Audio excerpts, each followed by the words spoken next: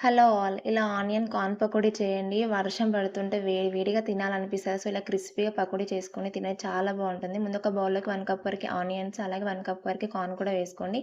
కొంచెం కొత్తిమీర, చిన్న తరుక్కున్న మిర్చి, 1 స్పూన్ కార్న్ ఫ్లోర్, 2 స్పూన్స్ వరకి శనగపిండి, అలాగే కొంచెం పసుపు, 1 స్పూన్ వరకి కారం, టేస్ట్‌కి సరిపడా సాల్ట్, కొంచెం ధనియాల పొడి కూడా వేసుకొని టేస్ట్ బావుంటుంది.